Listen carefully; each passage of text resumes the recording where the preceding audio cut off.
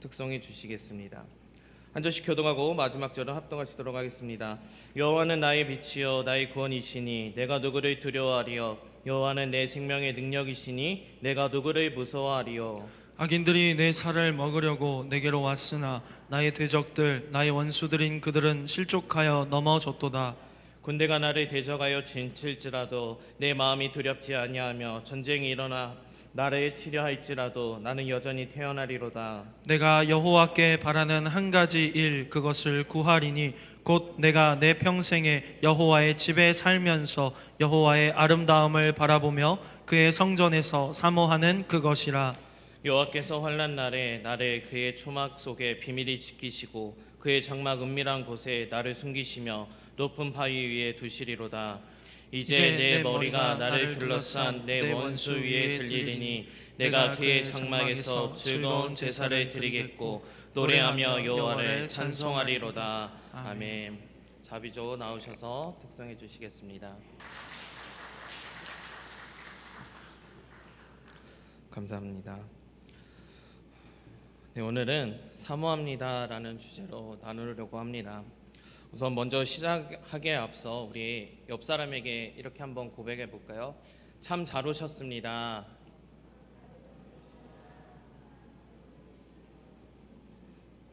우리 옆에만 하면 너무 서운하니까요. 앞에랑 뒤에도 한번 참 잘 오셨습니다. 한번 해주시기 바랍니다. 네, 감사합니다. 혹시 여러분들은 무엇을 사모하고 계시나요? 또 어디에 마음을 두고 살아가고 계신가요? 다윗은 이스라엘의 왕이며 이 믿음의 사람이라고 잘 알려져 있습니다. 또 다윗만큼 모든 세대의 사람들에게도 인정받는 인물도 드물 것입니다. 당대에 살던 사람도 후대의 사람도 또 유대인도 이방인도 성경에서 가장 뛰어난 믿음의 사람 하면 어찌 보면 아브라함과 함께 다윗을 언급하기도 합니다. 하나님도 그를 이렇게 말씀하셨습니다. 내 마음에 맞는 사람이라고 인정했습니다. 오늘 본시를 통해서 다윗이 사모했던 것 그리고 다윗의 믿음을 한번 배워보고자 합니다. 첫째로 하나님을 사모합니다. 우리 오늘 본문 1절과 3절 말씀 1절에서 3절까지 한번 읽어보도록 하겠습니다. 시작요. 여호와는 나의 빛이요 나의 구원이시니 내가 누구를 두려워하리요. 여호와는 내 생명의 능력이시니 내가 누구를 무서워하리요. 악인들이 내 살을 먹으려고 내게로 왔으나 나의 대적들 나의 원수들인 그들은 실족하여 넘어졌도다. 군대가 나를 대적하여 진칠지라도 내 마음이 두렵지 아니하며 전쟁이 일어나 나를 치려 할지라도 나는 여전히 태어나리로다. 아멘. 다윗은 1절 말씀에 보니까 여호와는 나의 빛이요 나의 구원이시니 내가 누구를 두려워하리요. 여호와는 내 생명의 능력이시니 내가 누구를 무서워하리요 라고 말씀합니다. 다윗은 1절에서 3절 말씀을 통해서 누구도 두려워하지 않고 또 누구도 무서워하지 않는다고 강조하고 있습니다. 그러면서 어떤 대적 또 어떤 원수가 진을 친다 하여도 마음이 두렵지 않고 또 심지어는 전쟁 중에도 요동치지 않는다고 고백하고 있습니다. 이것이 다윗의 믿음입니다. 본시는 다윗의 생애 가운데 사울의 추적을 피한 이렇게 경험을 한 후에 지은 것으로 추정됩니다. 사울은 마치 원수처럼 이 다윗을 죽이려고 덤벼들었습니다. 또 사울은 사단의 앞잡이가 되어서 집요하게 다윗을 없애려고 했습니다. 이런 시기를 보낼 때 다윗은 매우 힘들고 어려웠습니다. 자기의 잘못으로 당하는 고난이 아니라 바로 사울의 시기로 인해서 받는 어려움들이었기 때문에 견디기 힘든 과정들이었습니다. 그러나 다윗이 이 본시에서 고백하는 것처럼 그는 그 모든 고난의 과정을 믿음으로 잘 극복해 나갔습니다. 그는 누구도 무섭지 않고 또 어떤 것도 두려워하지 않았습니다. 아무리 많은 사람이 그를 둘러 진칠지라도 또 덤벼든다고 할지라도 두렵지가 않았습니다. 이것이 다윗의 믿음입니다. 다윗은 고난과 시련의 때에 하늘을 향해 기도만 하지 않았고 제사만 또 즐겨하는 것으로 끝나지가 않았습니다. 그는 기도와 말씀과 예배로 힘을 얻고 또 영적인 충전을 하면서 이제 삶의 현장에서 그를 공격하는 모든 무리와 싸웠던 것입니다. 그래서 승리하며 살았고 또 행동하며 살았던 것입니다. 바로 이런 고백으로 본시를 쓰게 된 것입니다.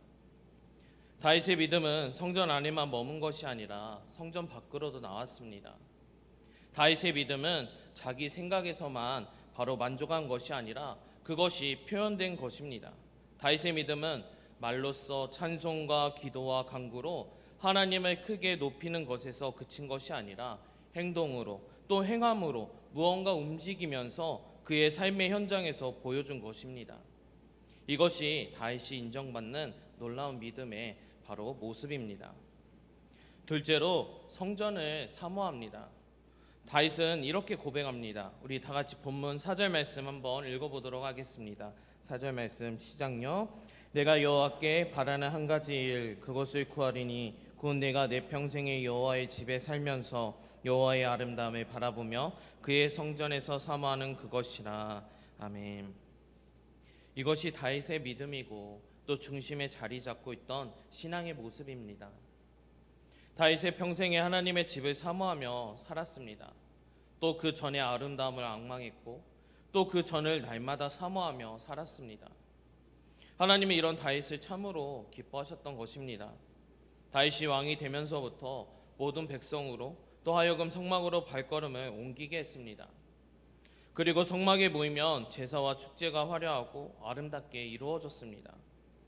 다윗 시대에 와서 비로소 성가대가 조직되었고 또 다윗의 모든 악기와 아름다운 소리로 하나님을 찬양했습니다. 또 다윗은 그가 왕으로 있는 동안 성전을 건축하려고 했었습니다.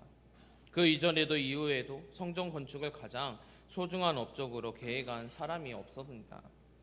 그래서 다윗은 나라가 평화와 또 안전의 시대를 열어갈 때 하나님께 또 성전 건축에 대한 열망과 꿈을 기도로 바로 아뢰었습니다. 하지만 하나님은 이 성전 건축의 꿈을 허락하지 않으셨습니다. 하나님은 오직 피를 많이 흘리게 한 이유로 성전 건축 허락하지 않으셨고 또 다윗의 다음 세대인 솔로몬의 시대에 이룰 것이라고 바로 말씀하셨습니다. 다윗은 이런 하나님의 명령과 기도의 응답을 겸허하게 받아들였고 또 그 이후로부터 다윗은 솔로몬이 이렇게 성전을 잘 지을 수 있도록 철저하게 준비했습니다. 나중에 또 솔로몬이 성전을 지어 영예를 얻었지만은 모든 준비는 다윗 시대에 이미 다 이루어진 것입니다. 장소와 설계와 재료와 인부도 모두 준비하였고 또 다윗은 성전을 보지 못하고 세상을 떠난 것입니다. 이처럼 다윗은 성전을 사모했습니다.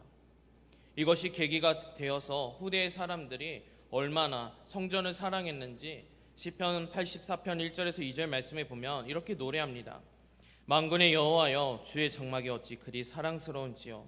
내 영혼이 여호와의 궁정을 사모하며 새약하며 내 마음과 육체가 살아계시는 하나님께 부르짖나이다 라고 고백합니다.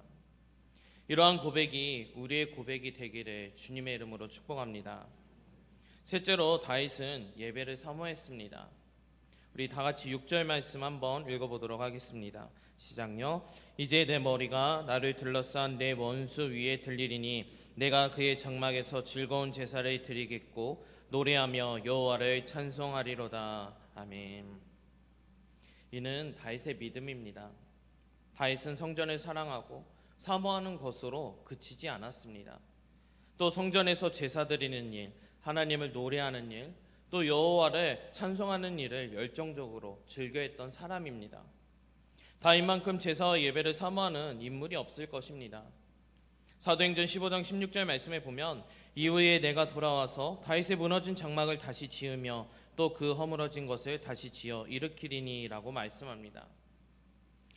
하나님이 성전을 복원하신다면 다윗의 장막을 재건하고 싶다는 뜻을 나타낸 것입니다.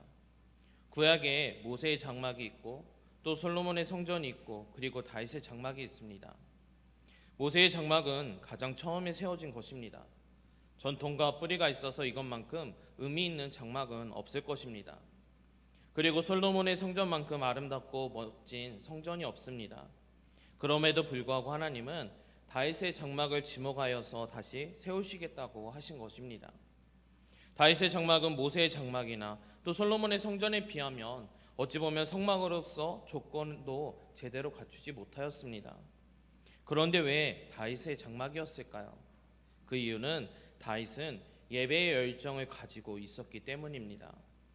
예배는 하나님을 만나는 일입니다.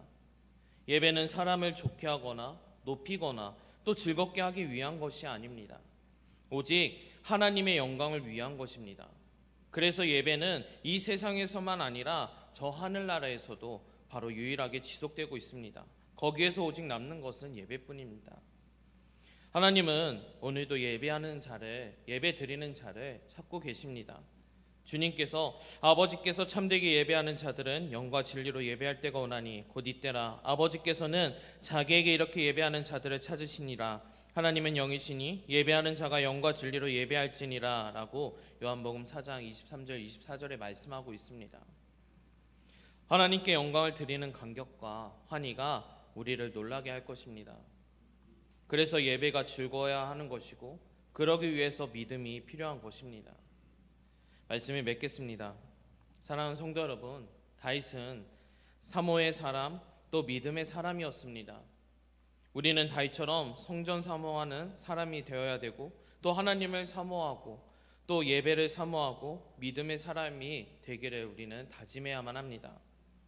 하나님을 사랑하고 또 성전을 사모해야만 합니다. 예배를 즐거워해야만 합니다. 그리고 예배 안에서 받은 이 영적인 힘과 또 능력을 삶의 현장에서 행동으로 나타내야만 합니다. 이러한 믿음의 사람이 되시기를 주님의 이름으로 축원합니다. 기도하겠습니다. 사랑의 하나님,